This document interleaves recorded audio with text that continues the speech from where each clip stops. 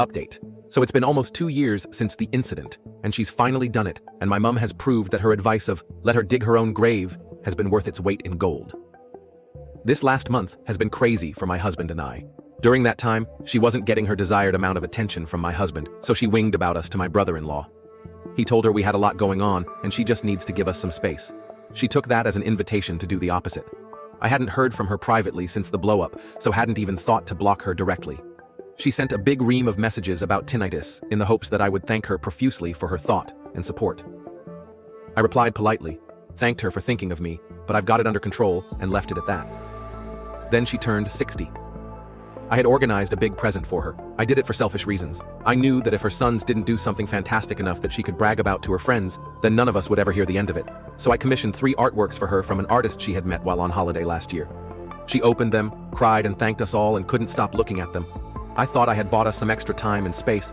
How wrong was I? I don't know if she knows I was the one who organized that. My father-in-law does, but I don't know if he told her. Yesterday I woke up to a garbled drunken message starting with, "Putting you in bin," followed by a completely fictionalized story of a situation from almost 15 years ago. She said she'd taken me to A&E, undressed me, put me in bed. I hadn't even told my own mum.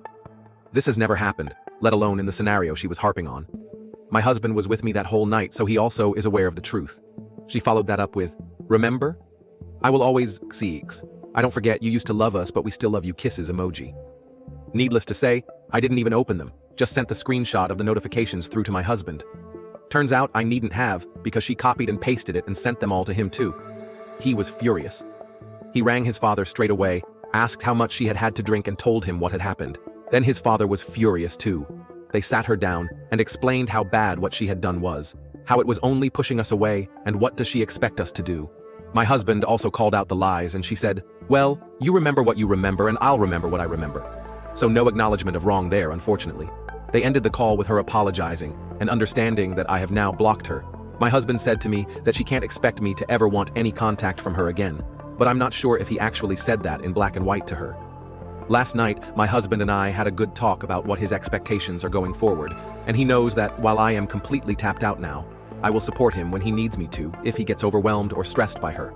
All in all, it just proves that narcissists, especially drunken ones, will never and can never respect a boundary, and in her case, just have no respect for her children in general. And even though it took time, I'm so glad that I waited politely and patiently for her to prove me right. I didn't have to do anything in the end. I don't think she'll ever learn or change. She'll expect us to forgive and forget in a couple of months. Feels good to have further ammunition under my belt as proof of why that won't be happening.